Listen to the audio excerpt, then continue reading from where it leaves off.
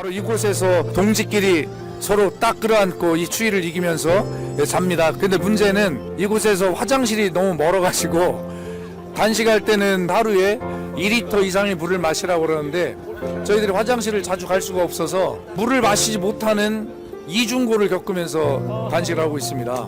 저희들이 뭐 밤잠을 못 자고 힘들어서 말씀드리는 게 아니고 국민 여러분이 이렇게 힘드신데 저희가 힘 좀 들면 어떻습니까? 이건 아무것도 아닙니다. 풍잔노수가 아무것도 아니죠. 저희는 지금 천막도 있고 정말 핫팩도 있고 뭐 따뜻한 이렇게 좋은 패딩도 입을 수 있는데 과거 독립운동가들은 그 영하 20도 30도 추위에서도 버티면서 항일투쟁을 하지 않았겠습니까? 그거에 비하면 육체적 고통은 아무것도 아니다. 다만 우리 많은 민주시민들의 고통을 우리가 해결하지 못하는 것 그 자체가 고통이라고 생각합니다.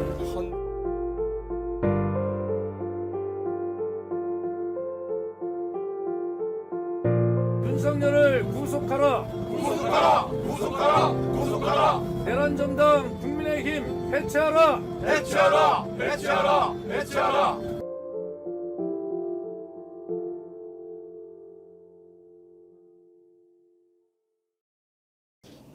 예. 참 여러분 단식해 보셨습니까? 이게 일주일 넘어가면 정신이 혼미하고 그렇죠. 김준혁 의원님 어서 오세요. 예, 안녕하세요. 김준혁입니다. 예. 목소리가 나오시네. 아, 그럼요. 저는 뭐 아주 건강합니다. 예. 그럼 이제는 끝나신 거예요? 예, 그저께 단식 8일차에 뭐 좀 송구하지만 민영배 의원님이 쓰러지셨어요. 예. 단식하다. 그래서 예. 이제 119에 실려 가셨는데, 그리고 이제 저희는 계속 단식하고 있었는데, 이재명 대표님께서 이제 최고위원회 끝나고 나서 계속해서 너무 무리하면 오히려 좀 건강에 해칠 수 있으니 예.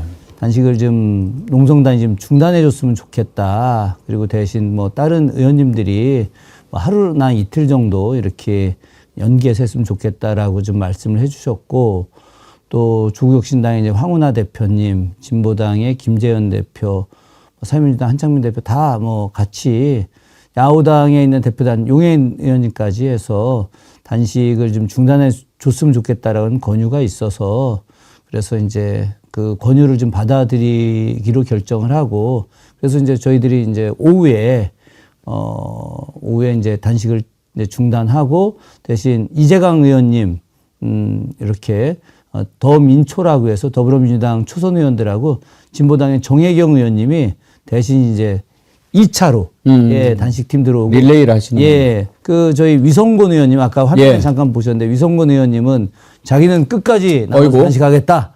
그래서 지금 위성곤 의원님은 지금 끝까지 아이고. 남아서 하고 계십니다. 예. 그러니까 8일간 하신 거네요? 네, 그렇죠. 8일 갔는데 그 전날 여행 이제 준비한다고 해서 예. 점심부터 안 먹었으니까 실질적인 건 이제 9일 그러시네요. 단식을 한 거죠. 예.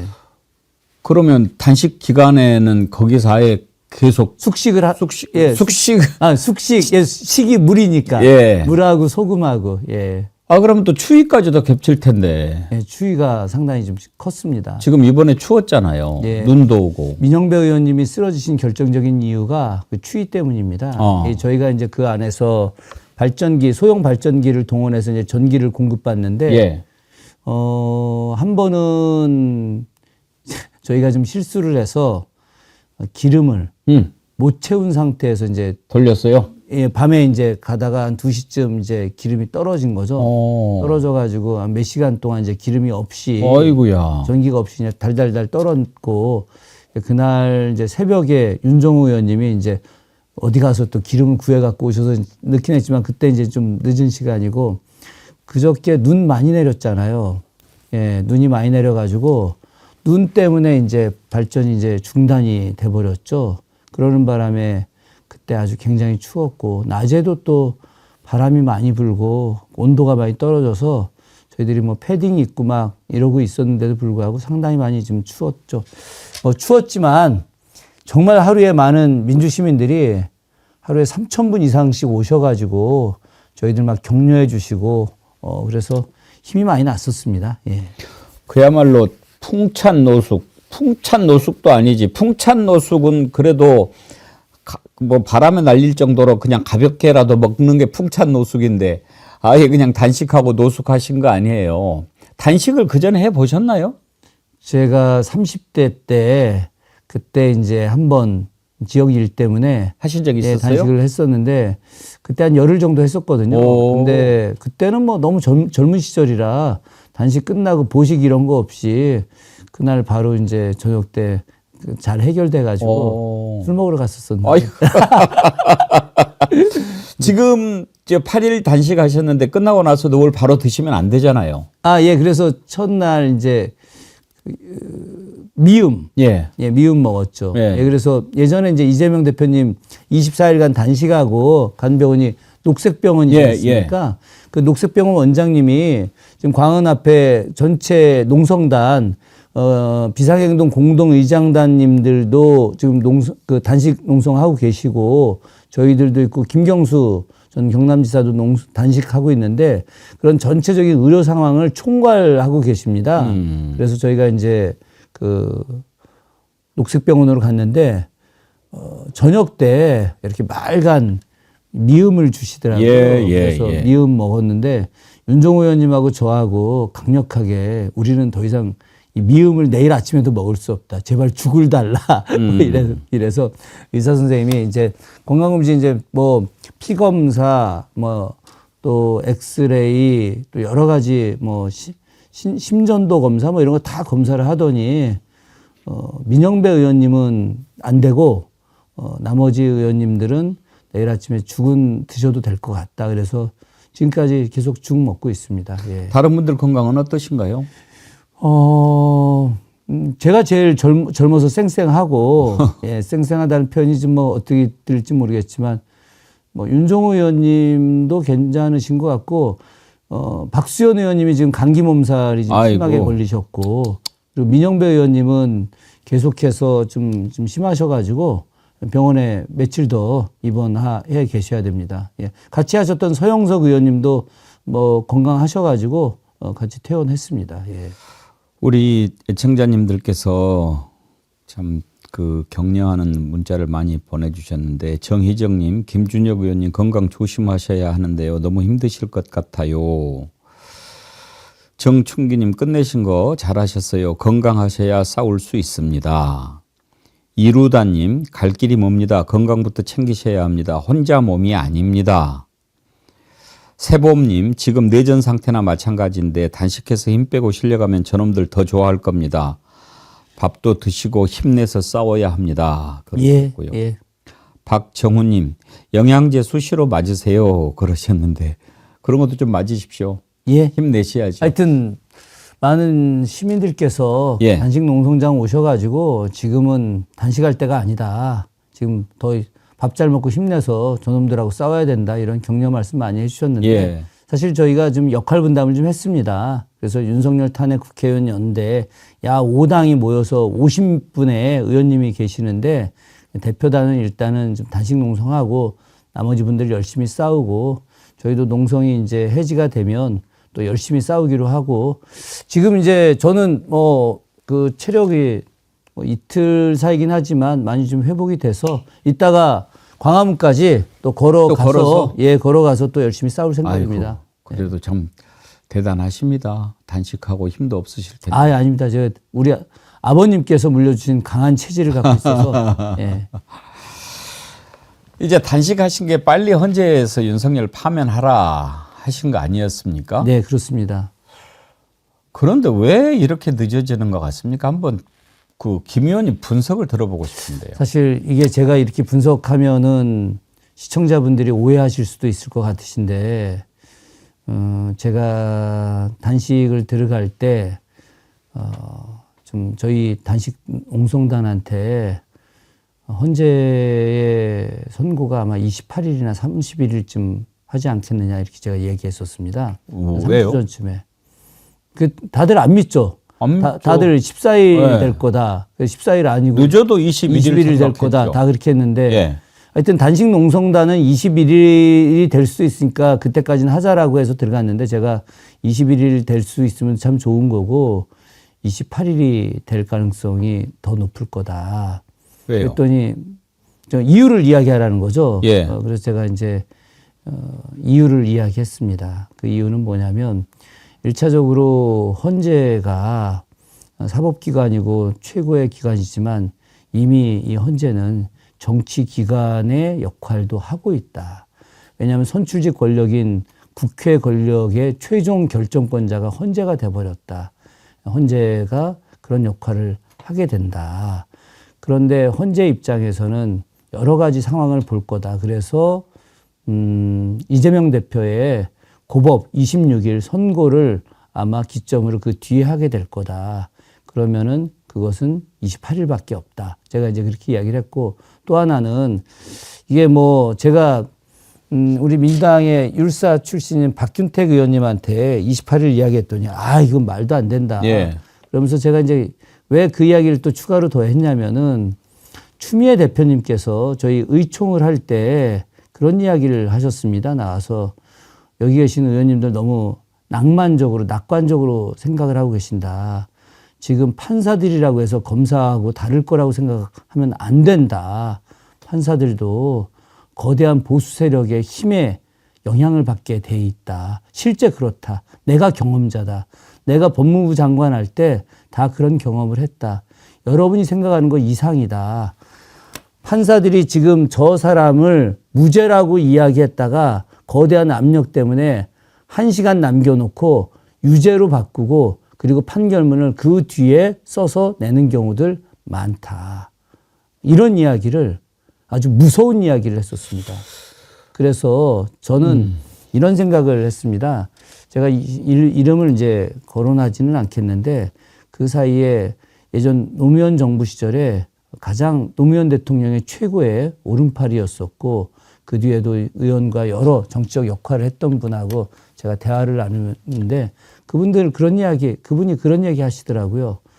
헌재 재판관들도 헌재 이후에 대형 로펌에 가야 되는데 그러려면 보수 세력한테 잘 보여야 된다. 근데 그 보수 세력들이 원하는 것은 헌재에서 늦게 판결 내리는 거다. 어쨌든 이런 여러 이야기가 제 이야기 핵심은 뭐냐면 헌재 안에서 진보적 인사도 있고 보수적 인사도 있지 않겠습니까? 그런데 헌재의 특성이라고 하는 것이 이렇게 한 분이 절차적 문제에 대해서 이의 제기를 하면 그것을 무시하고 갈 수 없는 체제입니다. 예.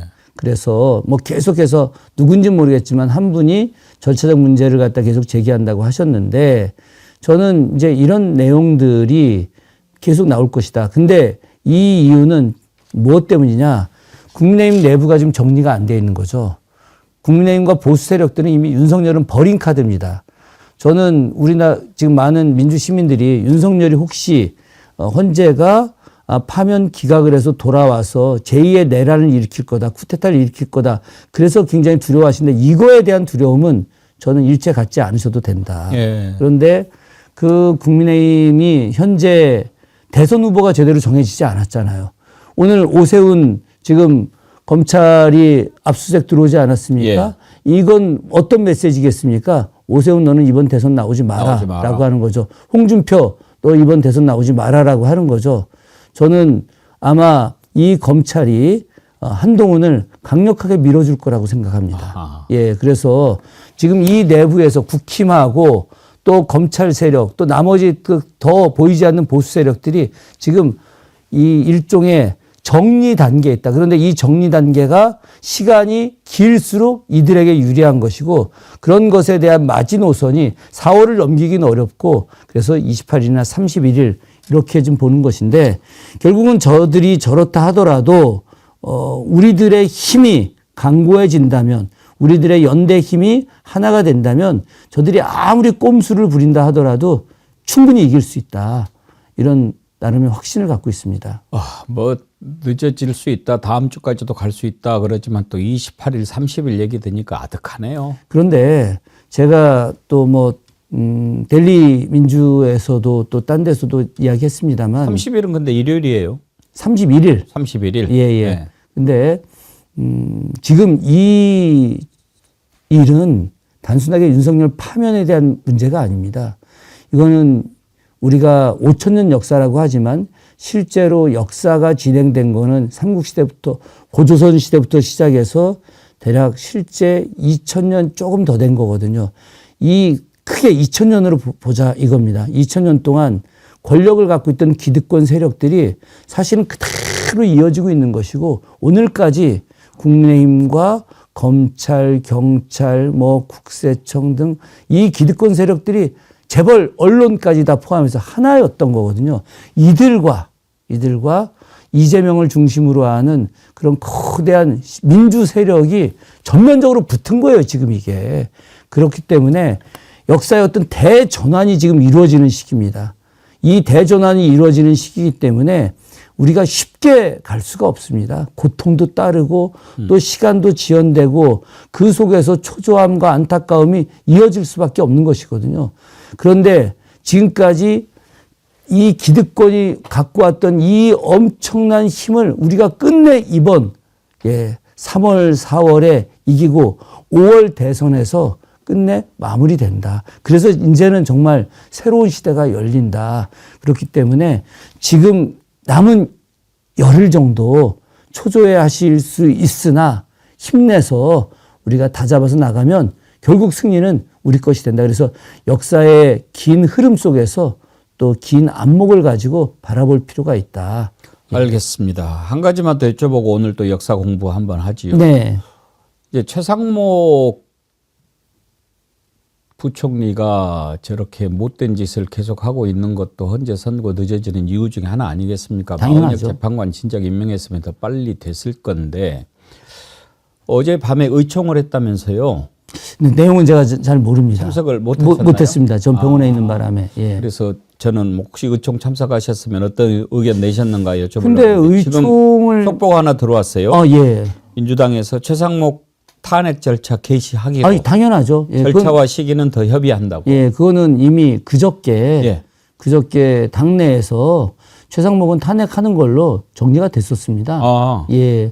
그래서 아마 그저께 나왔던 내용이 어제 아마 의총에서 최종 정리된 것이라고 보고 있고요. 최상목은 당연히 탄핵돼야 됩니다. 탄핵해야죠. 당연히. 네. 이런 자를 놔두면 되겠습니까? 예, 탄핵해야 되는 것이고 최상목은 지금 헌법을 유린하고 있습니다. 예. 최상목이야말로 내란 참여자입니다. 동조자가 아니라 내란 기획자죠. 기획자의 하나일 수도 있습니다. 그렇기 때문에 최상목은 엄청난 대가를 치르게 될 것입니다. 그렇죠. 최상목 지금 절차와 시기는 더 협의한다고 그러는데 어저께까지 최후 통첩하지 않았습니까? 네, 시간을 그렇죠. 줬는데 지금도 임명을 안 하고 저렇게 버티고 있는데 그 이유가 뭐라고 보십니까?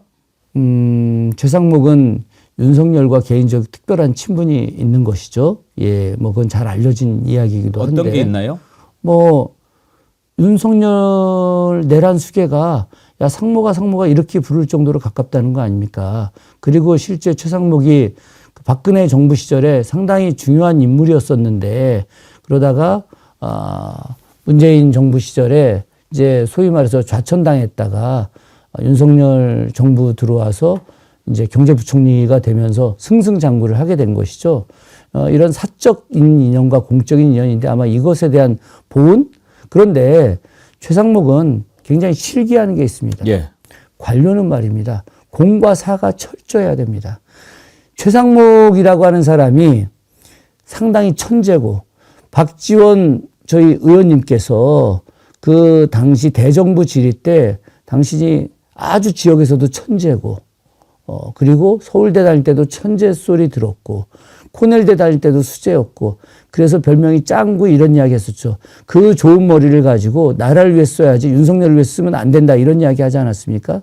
근데 이 사람이 대학 다닐 때 행정고시 패스해서 관료 생활을 하게 됐는데 이 관료가 갖고 있는 가장 중요한 것은 바로 공과 사에 대한 구분이 철저해야 된다라고 하는 것인데 최상목은 공과 사의 구분이 없는 사람입니다. 그렇기 때문에 좋은 관료가 아니에요. 저런 관료들이 이 나라의 경제, 재정, 민생 이런 것들 맡았었기 때문에 지금 윤석열 정부 들어와서 하루가 다르게 경제가 망하고 민생이 추락하고 있는 것입니다. 이것에 대해서 어떻게 이 죄가를 갚을 수 있겠습니까? 이 죄에 대해서 달게 받아야 된다. 최상목이 박지원 의원한테 구명운동하고 뭐 좀 봐달라고 했다. 그런 얘기도 나오더라고요. 그런 얘기가 최근에 나오곤 있고 예. 박지원 의원이 또 이야기를 하지 않았겠습니까? 그건 굉장히 이중 플레이죠. 예. 박지원 의원하고 아마 좋은 관계가 있었던 것 같은데 본인도 이제 그 잘못하다가는 감옥에 갈 수 있다라고 생각을 했겠죠. 그렇다고 한다면은 박지원 의원한테 비밀리에 찾아가서 자신을 탄핵시키지 말아달라.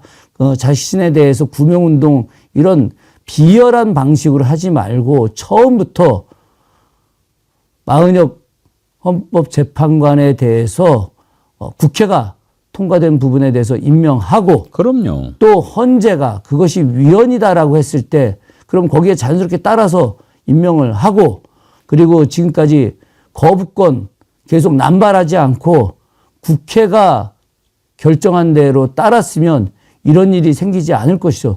근데 자기가 현재 이 내각은 관리 내각입니다. 관리 내각이 윤석열 정부와 똑같은 방식으로 윤석열이 거부권 행사하는 것과 똑같은 방식으로 계속 거부권을 행사하는 이 모습은 관리 내각으로서의 역할이 아니라 실제 윤석열 정권을 그대로 이어나가고 있는 윤석열의 아바타 역할을 하고 있는 것하고 하나도 다르지 않은 것이거든요. 그렇기 때문에 문제가 되는 겁니다, 이게.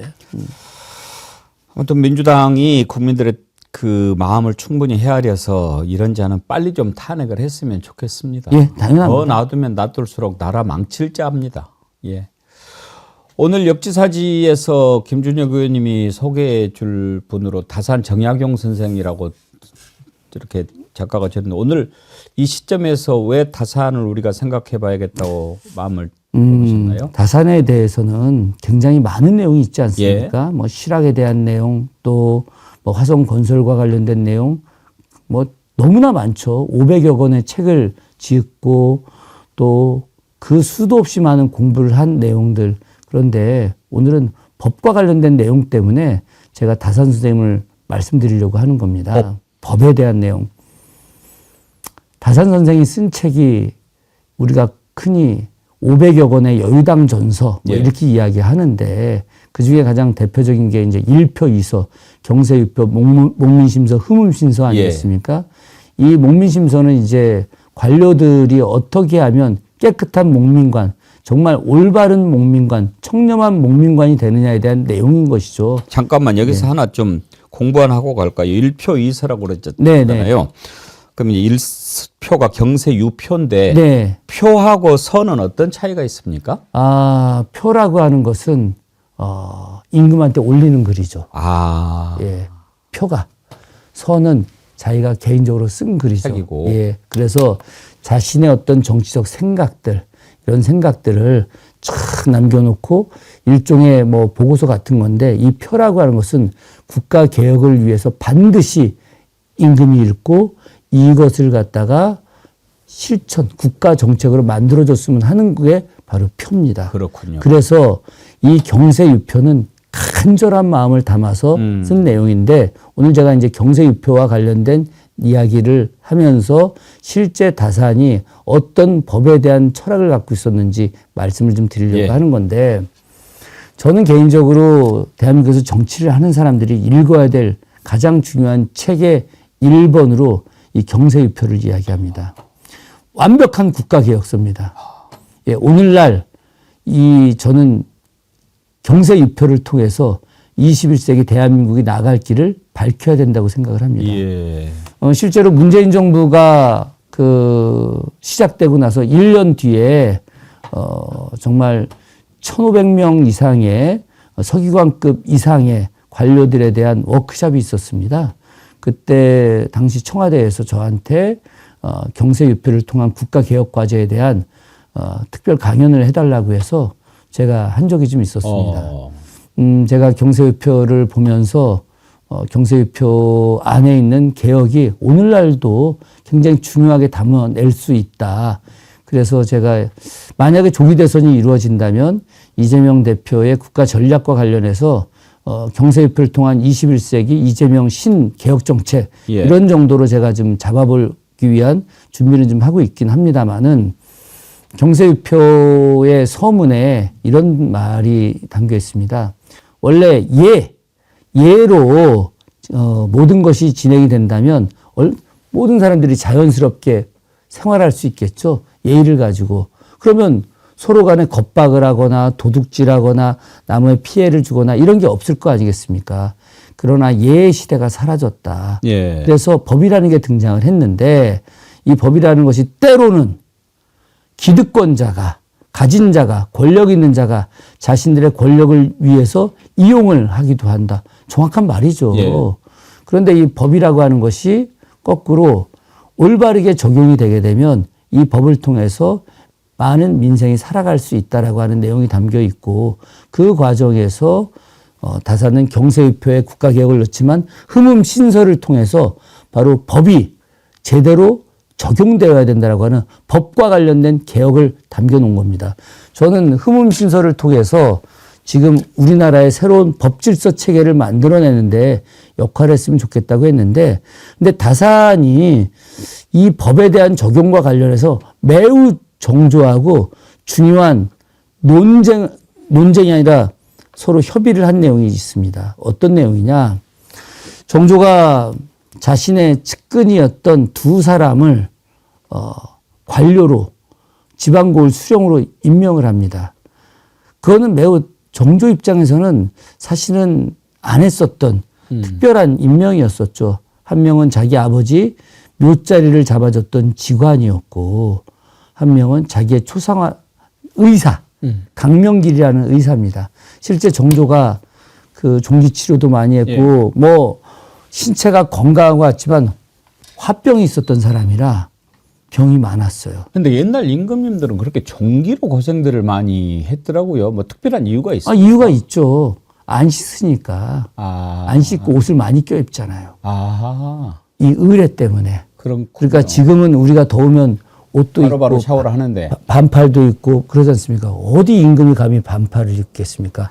안에 여러 옷을 껴입죠. 왜냐하면 임금의 골룡포 안에도 또 옷을 입고 또 옷을 입고 뭐 약간 좀 다른 이야기입니다만은 임금의 장례를 할 때 그 입는 옷 있지 않습니까? 수의. 예. 몇 겹이나 입을 것 같습니까? 장례를 할 때 예. 관에 넣을 때. 죽은 시신에 입히는 옷이 그렇죠. 거의 권룡포 수준으로 입힙니까? 아니 그러니까 몇 겹이나 입힐 것 같으시냐고요. 뭐 일반인들은 뭐 300옷 하나 입히지만 임금이니까 한 서너 겹 입힙니까? 49가지.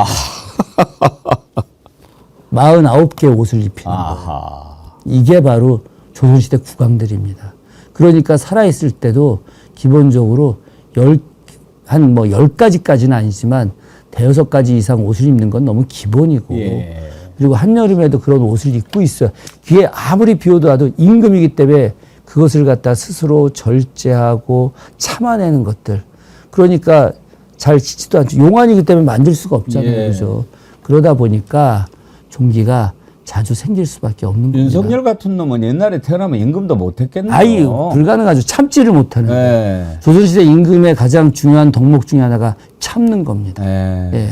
아무리 더워도 그 땡볕에 막 한번 종묘 대제 이런 거 치르면 몇 시간씩 하겠어요. 10시간씩 하는 거예요. 10시간씩. 10시간씩 앉아서 왔다 갔다 그 땡볕에다 참았고 임금 그 추운 겨울에 참고 그래야 되는데 예. 어쨌든 그 의관이었던 강명기를 지금으로 치면 연천 예. 연천 위에 상령이라고 있습니다. 두 군데다 보냈거든요. 그런데 이 사람들이 탐관이 된 거예요. 그래서 거기 가서 온갖 악행을 저지르기 시작한 겁니다. 그 내용을 이제 보고를 받았겠죠. 그래서 다산 정약용 선생한테 암행어사 임명을 합니다. 이제 그 아주 요즘으로 치면 청와대 비서관 정도 하고 있는 중요한 사람한테 갑자기 파직을 시켜버려요. 임금이. 그러니까 다산이 얼마나 황당했겠습니까? 파직을 시켰는데. 그래서 파직이 되면은 일단 기본적으로 무조건 남대문을 나가야 됩니다. 예. 숭례문을 나가야 되는데 딱 나가서 노량진 남쪽까지 갔는데 갑자기 탁 내시가 싹 다가온 거예요. 다가오더니 갑자기 임금의 밀명을 딱 전해준 겁니다. 마패를 주고 밀명을 딱 주고 거기에 연천 상령의 암행어사로 갔다 와라. 라고 이제 명을 내리죠. 그러면 그때 당시 파직했을 때는 무슨 직책이었어요? 그때가 어떤 직책이었냐면, 아무튼 뭐 예, 정확한 직책은, 좌승지. 좌승지였어요. 예, 그러니까 승지가. 그런데 아니, 제가 궁금한 것은 네. 암행어사로 이렇게 은밀하게 보내려면 네. 반드시 파직을 하고 가야 됩니까? 아닙니다. 아니죠. 그런데도 일부러 그러면 감추기 위해서. 감추기 위해서. 그러니까 이제 꼬투리를 잡아가지고 다산이 좀 실수했다고 해서 오는 거죠. 이 승지는 요즘으로 치면 이제 청와대 비서관 정도가 예. 되는 건데 승지가 6승지가 있어요. 도승지 포함해서 좌승지, 우승지, 좌부승지, 우부승지, 동부승지, 도승지 이렇게 돼 있거든요. 근데 좌승지 하다가 갑자기 파직이 된 거야. 갑자기 파직이 돼가지고 나갔다가 이제 그 연천 상령을 가게 됐는데 이 사람들이 정말 잘못하고 있는 거죠. 그래서 우리가 그 춘향전에 보면은 이도령이 그 변학도를 예. 봉고 파직시켰다고 하죠. 네. 봉고라고 하는 건 창고를 딱 봉하죠. 막아버리는 거죠. 왜냐하면 재물 현황을 파악하기 위해서. 예. 그리고 그 직을 파직시키죠. 파직시키고 정조한테 장계를 올립니다. 장계를 올리는데 이 두 사람이 얼마나 나쁜 짓을 했는지. 임금, 당신 측근들인데 당신이 관료 임명을 잘못해서 이들이 했다. 이들을 파직시키고 유배를 보내야 된다라고 합니다. 그리고 거기에 맨 마지막에 뭐라고 썼느냐. 이 이야기 때문에 제가 오늘 다산 이야기를 하려고 하는 겁니다. 윤석열하고 이 정부하고 얼마나 다른지. 예. 법의 집행은 임금과 가장 가까운 사람으로부터 시작해야 한다. 법의 집행은 이 법을 이렇게 집행하는 건 임금과 가장 가까운 사람들로부터 시작해야 된다. 명언 아닙니까? 예. 그런데 지금 윤석열 정부는 어떻습니까? 임금과 윤석열과 가장 가까운 사람들은 어떤 짓을 해도 다 용서가 되고 있지 않습니까? 그렇죠. 하다못해 김건희, 도이치모터스부터 시작해서 이채 양명주 이 모든 것들이 다 어마어마한 잘못을 저질렀음에도 불구하고 안 되는 거죠. 오늘 국회 본회의에서 아마도 김건희와 관련된 마약 은폐 의혹과 관련된 특검법이 상정될 예정입니다. 지금 김건희의 오빠 또 여러 관련된 사람들이 마약과 관련된 여러 의혹들이 지금 존재하는 거 아니겠습니까? 그와 관련된 특검법이 존재하는데 아마 또 최상목이 그냥 있으면 또 거부권을 행사하겠죠. 만약에 다음에 최상목이 탄핵된 이후에 이주호 교육부 장관이 대통령 권한대행이 됐을 때 어떻게 하는지 제가 잘 지켜보겠습니다. 중요한 거는 윤석열 정부 내내 대통령과 가까운 사람들, 김건희를 포함해서 많은 사람들이 단 하나도 법의 집행을 받지 않았습니다. 그런데 다산은 임금이 총애했던 그 두 사람에 대해서 정조한테 명확하게 당신 임금 아무리 초기하는 사람이라 하더라도 이 사람의 죄에 대해서 묻고 유배를 보내야 된다. 그래서 정조한테 장계를 올렸고 정조는 다산의 장계에 대해서 이것이 맞다라고 인정하고 그 두 사람을 마음이 왜 안 아팠겠습니까? 자기하고 가까웠던 사람들이었고 특히나 자기 아버지의 묘자리 지금 수원에 육릉이라고 하는 그 천하명당이라고 하는 그 자리를 잡아준 그 직관을 이렇게 유배를 보내게 된 거. 그래서 제 기억은 전라도 한평 지역 그리고 그 아래 지역으로다가 신안으로 두 사람을 나눠서 유배를 보냈던 것이었죠. 그렇군요. 법의 집행은 임금과 가장 가까운 사람부터 시작해야 한다. 그런데요. 참 다산이 이렇게 훌륭한 생각을 하고 그런 생각을 건의하고 그런 것은 그야말로 이제 정조 대왕이 어떤 분인가 하는 것을 다산이 아니까 예. 또 이렇게 하지 않았겠냐 하는 생각이 들어요. 뭔 얘기냐면 정조가 다산을 이렇게 보냈을 때는 믿고 있고, 예. 또 정조가 그만하니까 보는 거지. 이걸 지금 윤석열한테 대입을 한다는 게 윤석열은 지 스스로가 그렇게 거짓말을 밥 먹듯이 하고 못된 짓을 해왔던 놈인데 무슨 뭐 옆에 있는 사람 벌을 참 언감생심 그런 생각이 드네요. 맞습니다. 그 조선시대 암행어사하면 박문수를 떠올리지만, 예. 영조대 암행어사의 가장 대명사가 박문수고, 정조 때 암행어사의 가장 대명사가 정약용입니다. 그렇군요. 예. 정약용 선생은 뭐 관련된 영화도 많이 나오고 있습니다. 예. 자, 본인 암행어사 할 때 뭐 이 관련된 영화, 특히나 다산은 의학 공부를 많이 했기 때문에 그래서 당시에 시신들 검시를 해서 이것이 제대로 된 거냐, 제대로 되지 않은 거냐, 이게 살해당한 거냐, 아니면 타살된 거냐, 자살한 거냐, 이런 것까지 명확하게 판정을 했던 매우 특별한 인물이었거든요. 언제 또 기회가 되면 다산에 대해서 또 이야기할 수 있겠습니다만은 오늘은 암행어사, 아주 철저한 법률가로서 저는 오늘 이 단순하게 윤석열만의 이야기 아니라 대한민국 검찰이 예. 다산을 배워야 된다. 대한민국의 판사들이 다산을 배워야 된다. 특히나 지금 헌법재판관, 지금 헌재 재판관들이 단 하루, 헌재 재판관들이 하루를 빨리 할수록 대한민국 경제가 살아나는 겁니다. 만약에 지금 제가 예상한 것이 제발 틀리기를 바라는데 만약에 28일, 30일을 간다면 대한민국 경제는 회복할 수 없는 단계가 됩니다. 그 뒤에 다시 소생할 수 있냐? 그렇지 않습니다. 그렇기 때문에 잘 좀 헌재가 정말 긴급하게 오늘이라도 내일 선고한다라고 선고기일 지정하고 내일 10시에 윤석열 파면한다라고 하는 주문을 외쳐주시기를 진심으로 바람하지 않습니다. 오늘 김준혁의 역지사지에서 다산 정약용을 소개해 주신 의미가 참 여러 가지가 있는데 다산하면 우리가 참 파도 공부해도 배울 게 많은 분 아닙니까? 그렇죠. 예. 우리가 흔히 목민심서로만 가장 잘 알고 있는 오늘 또 경세유표의 그런 부분 말씀해 주시니까 이 시점에 생각해 볼 부분이 더 많이 있는 것 같습니다. 예. 감사드리고 다음번 시간에 또 어떤 분을 소개할지 궁금한데요. 지난번에 우리 정어리 TV에서 한번 그 소개한 뒤로 후원이 좀 더 늘었습니까? 어땠습니까? 아유, 뭐 아주 뭐 많이 늘었습니다. 예. 이번에 이제 또 단식도 하시고 수고하셨는데 여러분 우리 김준혁 의원님이 정말 제대로 멋진 정치 한번 할 수 있도록 많이 후원해 주시기 바랍니다. 회복 잘 하셔야 됩니다. 네, 네, 그럼요. 예. 이 단식은 단식보다 회복이 더 중요하다고 들었어요. 예. 저는 단식을 잘 못 해봐서 참 걱정이 많이 됩니다. 예.